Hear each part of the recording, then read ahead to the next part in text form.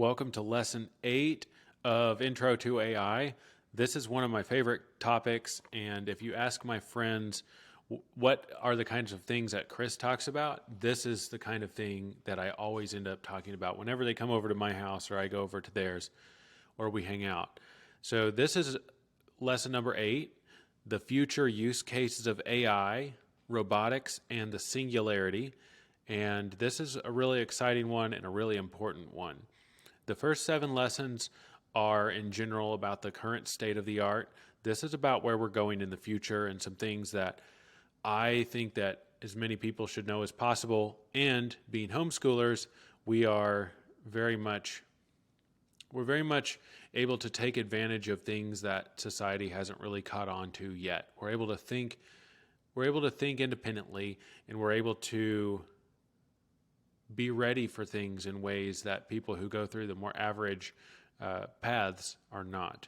So let's talk about how AI could possibly change society. So currently, right now, just this year, tens of thousands of people have been laid off from their jobs. And what this means is that they have been fired because they're no longer needed. Not because of anything that person did, but because of the job that they did is no longer necessary. And with ChatGPT coming out at the end of last year and just now only a few months into 2023, this already happening, this is partly a result of an economic cycle that we're going through, but mostly it's actually a result of ChatGPT and GPT tools that use GPT-4 being able to do the things that it used to take a human to be able to do, and actually being able to do it faster with higher quality, fewer errors, and much cheaper than having a person do it. And this is, of course, bad for the person who is losing their job. There are also many new jobs being created by AI, and not just jobs, but opportunities as well. We've looked at some of the intro to online entrepreneurship and some of the business cases and creative cases for using AI, where you don't even have to get a job. You can create a product or service using artificial intelligence as part of what you're doing, and actually have a lot more effectiveness than you would have just even 1 year ago doing this kind of thing. So yes, AI is causing a bunch of jobs to be lost right now, but it's creating new possible paths for you and me and everybody else who has a job that is now obsolete. So let's talk about where this could go in the future. That's what's happening right now. Let's talk about where this could go in the future and some things to be ready for. To understand the process of technological change, it can be very helpful to look at the way things changed in the past. So let's look at a few examples, and that will help us understand what could happen with artificial intelligence. First, let's talk about the automobile.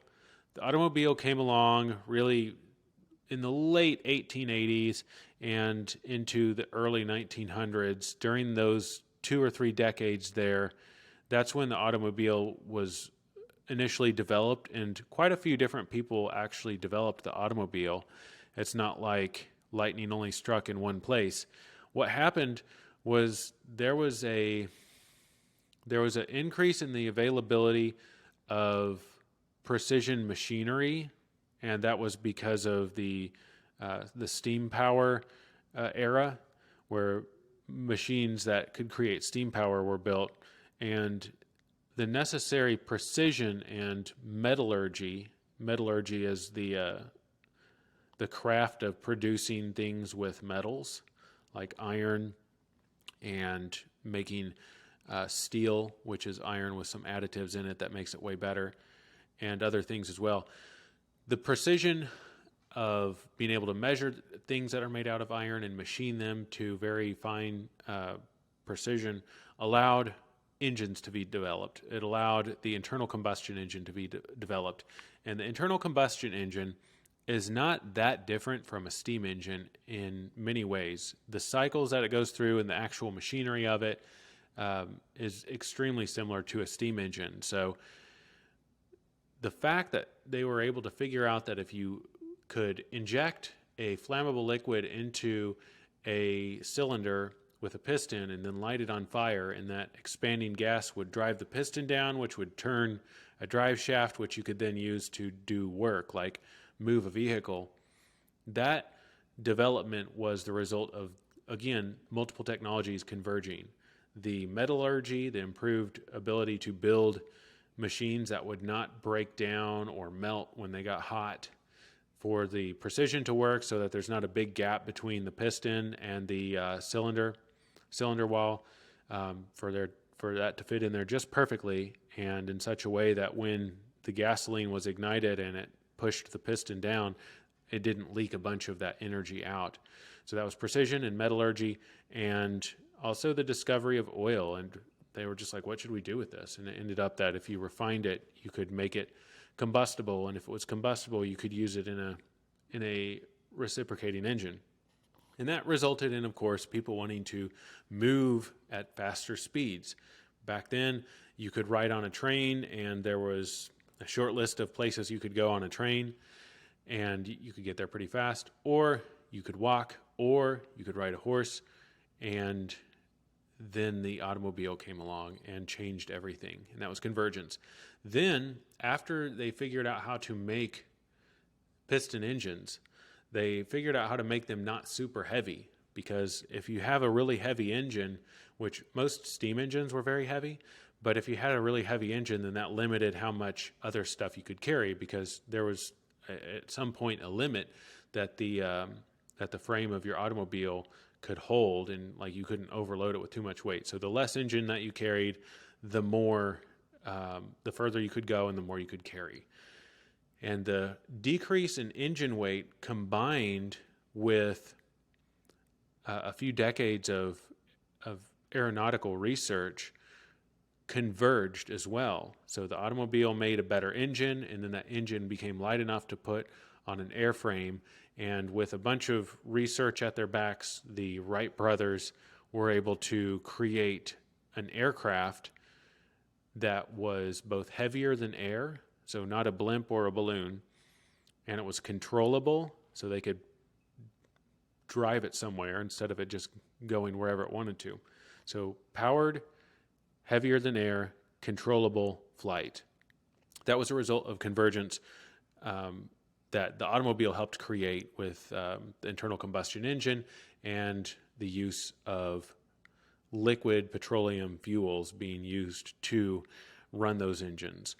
And it's not like if the Wright brothers never existed, the airplane would never have existed. All credit to them. They did a whole lot of work and were great inventors. But inevitably, the aircraft would have been invented, because we have the example of birds, which are controllable and powered and heavier than air flight. And the convergence of technology eventually creates the ingredients in the environment that people who are artistic or creative or inventive or curious, they'll combine these new things that are in the environment and see what kind of thing they can make with it. And the airplane would have been an inevitable creation at some point. That was another thing with convergence.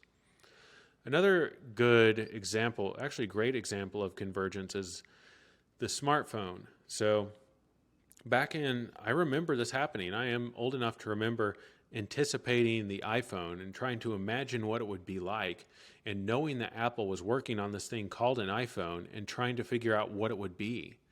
This was something very exciting at the time. And the reason that the iPhone was possible they announced it at the end of 2007, and it came out in 2008. The reason that it was possible was, again, convergence. So first, there was a rechargeable battery that was small and light enough to fit in a handheld device. There had been rechargeable batteries before, but I don't know if you've seen any pictures of like super old cell phones. They were pretty big. They were not very small batteries, and Apple did not want to make an ugly device. They would not build the iPhone until it was technically possible to make a beautiful and compact device. So batteries was a big one. And another thing other than just battery size was battery power density. So the battery had to be able to power a computer for hours at a time. And the iPhone is a computer. It has a chipset in it that has a radio, it has a processor, it has sensors like a camera and an accelerometer, and it has something called a screen digitizer, and it has to be able to send information to a display. And all of that is fairly power hungry, especially for its time. So the battery was a big part of making the iPhone possible. And portable computing and other cell phone types helped develop the battery to a point where it was small and light enough to fit in an iPhone and also have enough power to power this computer. And that development curve was done by all the technology that came before it, those laptops and old school cell phones. To be competitive in that environment, companies would develop batteries that were better and better and better. So their stuff lasted longer or didn't weigh as much, and thus people would want them more. And all those forces combined into a better battery for a phone. And of course, there was a computer inside of it as well. Old computers, they were very power hungry. In fact, the first desktop computer by Apple, they had to actually invent a new kind of thing called a power supply, which is the thing that goes in between plugging it into the wall and the device that you're powering. It's like that brick thing that's in an Xbox or the brick thing that is on your phone charger. That's your power supply. And it used to be that a computer required a big one and basically to be plugged into a wall. So a computer as powerful as the iPhone was a result of decades of development on desktop and then laptop computers.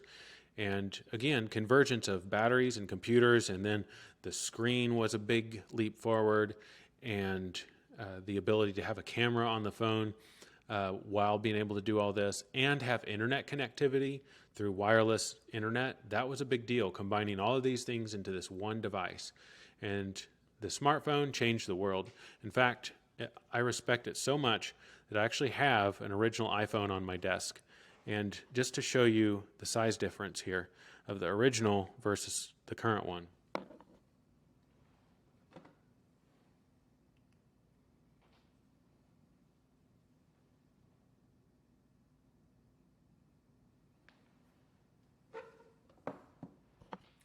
That's a 2008 phone and a 2022 phone. There's 14 years of tech development. And this is very, very thin, this one, and it's got an enormous display, very powerful cameras, and much longer battery life than the original iPhone. And it, of course, is far, far more capable. It has incredible graphics processing ability. It is an amazing device. Again, convergence is happening, but it had to exist first before the smartphone could come along and change the world. Now, another thing that you may, at least was surprising to me, so you may not have thought of this, but maybe you have, with the smartphone being something that was so essential to everyday life so quickly, that created a huge demand for smartphones. And at the same time, people wanted their smartphones to be faster, to have more compute power, to be able to run longer and do more things, and thus the battery chemistry started to change, and the amount of total battery production done by our planet went up. So this is called economies of scale, when there is something that is built at such a rate that it makes the thing that's being built better and cheaper. That is economies of scale. Just because you build so much of it, you get better at it, and it costs less to build the thing overall. Economies of scale meant that batteries got better and better and better. So just to give you an idea of how much things have changed, battery prices have gone down 97% since 1991. So for a lithium-ion battery, the cost of it has gone down 97% since 1991. And the source for that is indeed scientific. It is from ourworldindata.org.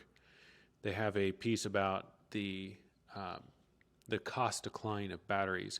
So if you were to build a Tesla Model S with a 75 kilowatt hour battery, that's the Model S 75, which is not even like the largest capacity Model S, the longest range one whatsoever. If you were just to build a Model S 75, let's say that everything was possible in 1991 and you had to buy the battery for it in 1991, the battery for that car in 91 would have costed about $560,000. And I think it was in 2018, it costed about $13,000 for the battery part of that car. So laptops and cell phones have driven down the cost of lithium-ion batteries so far that they've gotten to the point where they can actually be cheap enough to be used in cars and actually not be super expensive or be like terrible performance. In fact, electric vehicles are getting to the point where they have the same or even further range than gas cars. And the battery technology is getting to the point where it charges faster and faster and faster. So for example, I have a 2018 Model X P100D, which is a performance one. And when I go on road trips, I spend about 20 minutes at a time charging. So I spend about probably 10% of the road trip actually at a charging stop. That's a 2018. The 2022 and 2023 Teslas, those can charge at like 800 to 1,000 miles per hour. So they charge way faster than mine, which charges at about 400 and some miles per hour at the peak.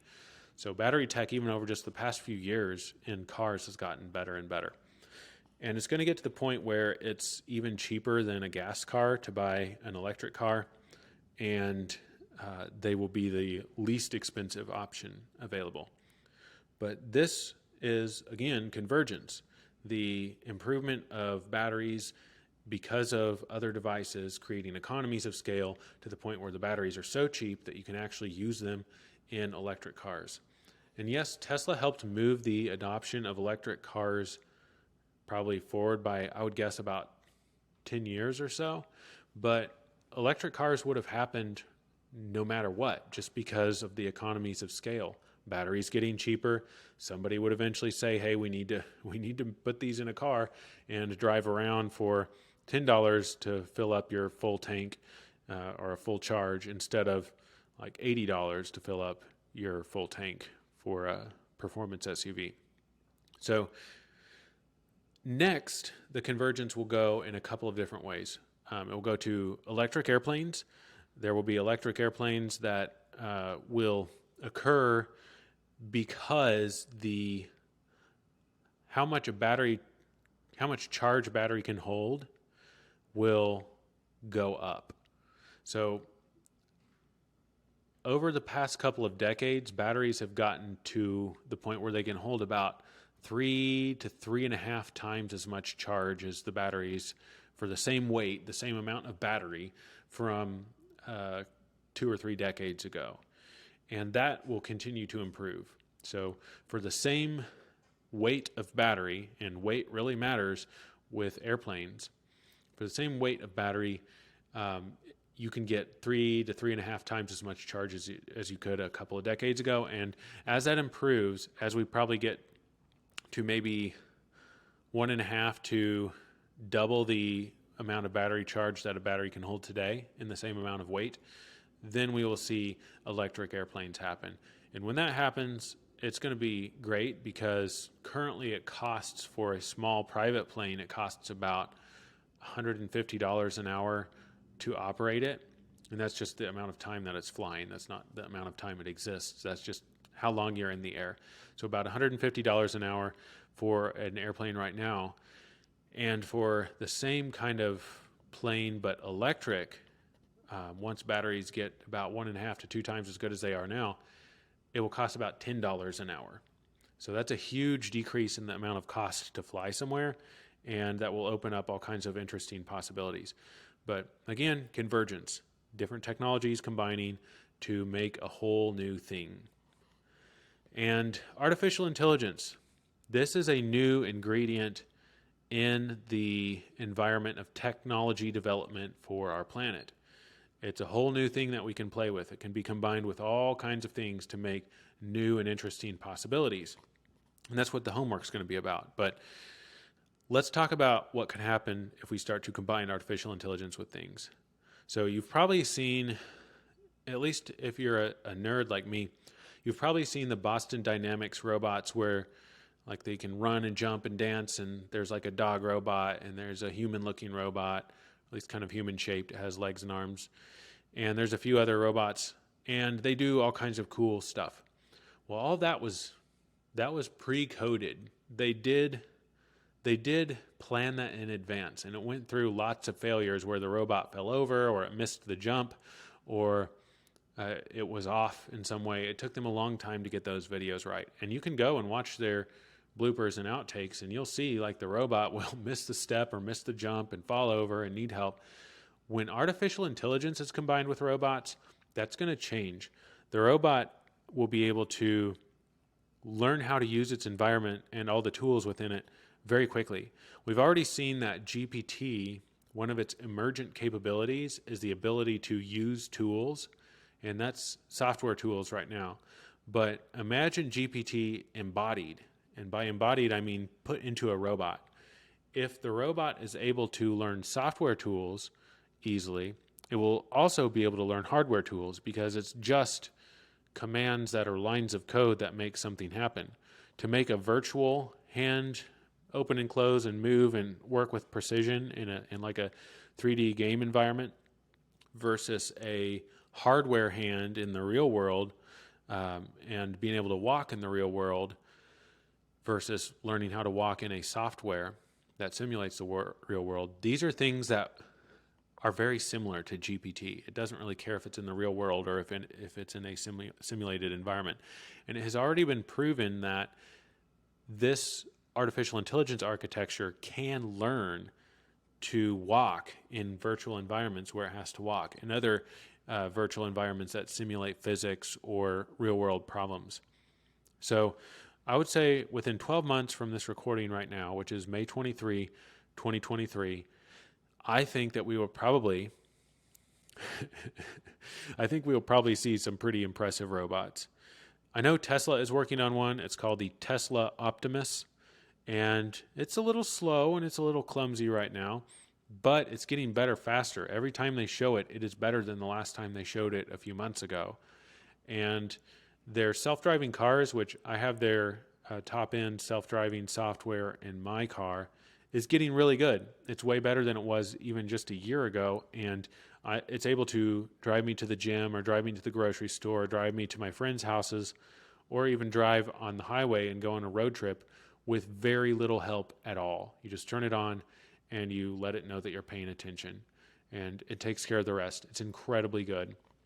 But that is the same software that's getting put into their robot project, where it will be able to make sense of its environment, where it basically senses everything around it, turns that into a video game inside of its computer brain, and then plays that video game inside of its computer brain, and makes 2,000 guesses per second. The self-driving does 2,000 guesses per second of what it should do next, and then it picks the best one and does it every single second. So as it does that, and as the robot will do that, it will be able to, and especially combined with things like GPT, it'll be able to learn its environment and do things very well. So that will be convergence. That will be artificial intelligence being combined with much better rechargeable batteries, which are necessary for these robots to walk around and not run out of charge after just walking a few steps. They'll probably be able to run for hours, and since it's a robot, it can plug itself in to charge. But the improved batteries from electric cars, which also were improved by cell phones, which also were improved by laptops and the old phones that came before them, this progression of energy embodied in a battery is going to be one of the things that makes a embodied artificial intelligence possible. It's going to be the thing that goes into the machine that drives the robot.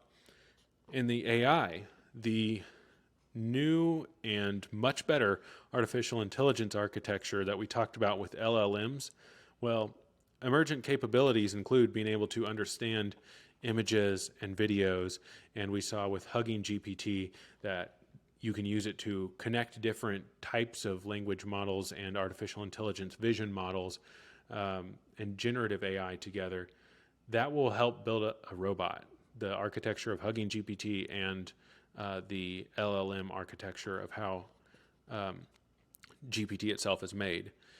And the code for this will be spoken or written language. We will talk to the robots and we will write commands for how we want them to behave.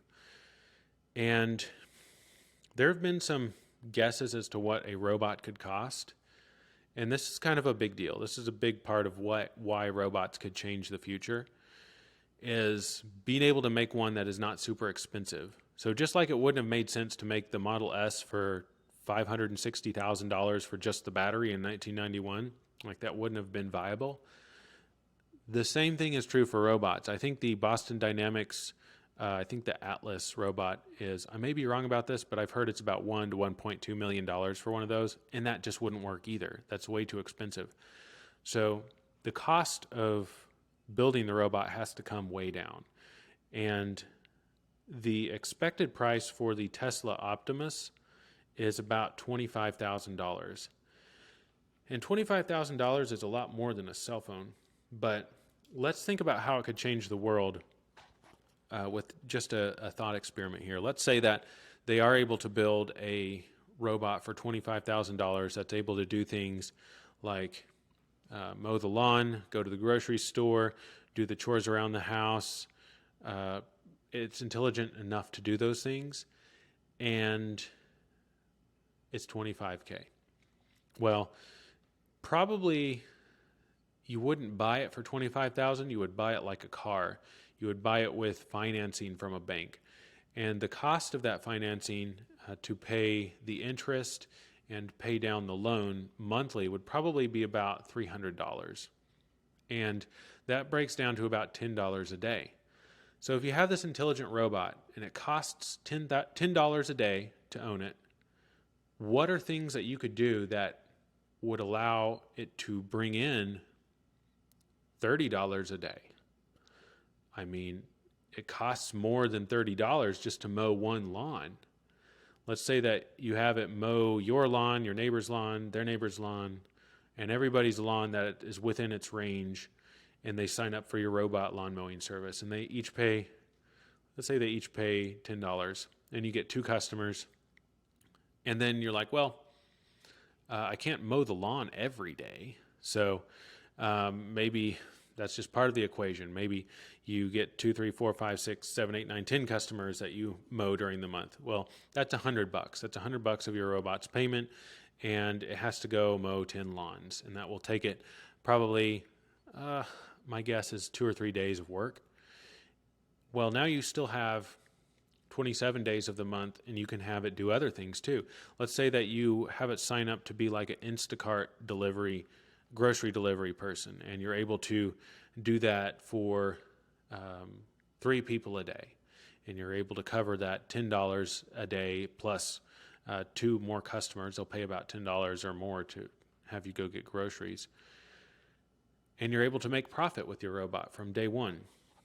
Well, at that point, if it's costing you $300 a month to own this robot, and it's making you like $1,000 a month, so $700 in profit per month, well, what would you do next? Well, you have $700, right, per month. You could then get 2 more robots, and now you have $2,100 a month in profit, less the cost of those 2 new robots. So like $1,500 a month in profit for having, you have more profit and more robots. And this gets into an infinite money hack here, where you get to the point where you have this army of robots and you have to find work for them so that they continue to bring in profit for your project. That's going to be that's not necessarily something that you or I will necessarily do. I think some of us will do this. I'm going to try to be one of the people that does this. But on a societal level, from a civilization perspective, if it is extremely inexpensive for an intelligent tool to do things for you that you would like done, plus things that maybe were too tedious or boring to do, like keeping the entire neighborhood, keeping it like super clean, keeping all the trees trimmed, watering all the plants so they're in excellent health, keeping those trimmed, cleaning up the environment, cleaning up all the trash, and building parks and building even homes or whatever you want your robot to do. Like if that's super cheap and basically it's the cost of electricity and a little bit to buy the robot and a little bit for its maintenance, then that changes everything. And goods and services will then, many of them will then become extremely inexpensive or free. And when that happens, what will occur is we will be able to solve things like homelessness, environmental destruction, where sometimes work is done or mining is done in an environment and it's just kind of left messy. It could be rewilded or repaired very cheaply by the robots, made beautiful again, made good for the biosphere and biological diversity of creatures that like to live places. Like things could be cleaned up that need cleaned up. And our world will be more beautiful. We'll have food and shelter because these robots could also grow food. They could do the work of farming. And what will happen then is we will then need to figure out what we want to do to spend our time, because there's this thing called the hierarchy of needs where food and shelter is at the very bottom. It's like a pyramid. Food and shelter is the most basic and important thing that we need to get. We have to get food and shelter before we can start to think of the other things like creativity and fulfillment and self-actualization. Well, if the bottom levels of the hierarchy of needs are taken care of by AI and robotics, and this is done in a sustainable and scalable way, then what happens next is we need to figure out what it is that we can do that's fulfilling for us. And that's one reason that I'm always encouraging people to find their creativity and find things that they enjoy doing, because if you have more and more time available to work on your own projects or work on things that you care about or whatever you want to do, then the old world of careers and jobs and struggle and scarcity, if that's going away, then we have new problems. Like what do we do with our time and creative ability and interest? And I think that artificial intelligence will be very good, and robotics will be very good for the people that think along those lines. And I think it could be unhealthy for people that don't think of, well, how can I do things that are fulfilling for me, and instead maybe fall into addictions like social media and too much video games and too much metaverse. I think those things will be very psychologically attractive to us, but not ultimately very fulfilling. So in all things, just choose moderation, because getting sucked into like virtual reality because everything's free, that would not be a good outcome. Think of ways that you can contribute your art, your perspective, and your entrepreneurial ability into this new world that's almost certainly coming. It's convergence, folks. It is convergence of artificial intelligence, inexpensive batteries, inexpensive electricity generation, and those things will be embodied into a robot, and the robots will be the next smartphone. Smartphones changed everything. They changed pretty much everything about how we work, how we spend our free time, how we do our creativity. They've enabled so much for our economy and for our personal lives. Smartphones have, and robots will be the next thing that does that, I believe. So there's one final thing to think about, and that's the singularity.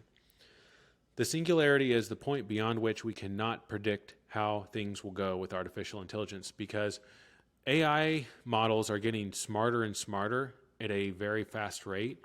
And what the ultimate outcome of that intelligence growth is, we don't know. It could just mean that it's very good at doing things for us, but it could also mean that it accidentally becomes so powerful that it causes problems, accidents, mistakes, and unintended outcomes. And I'm not someone who really subscribes to the artificial intelligence doom scenario. Hopefully, knock on wood, hopefully it is a good outcome with artificial intelligence, but superintelligence existing in the world, something that is smarter than a human, even though it sounds impossible for a human to create something smarter than ourselves, it's going to happen. And what kind of intelligence it has, we don't know.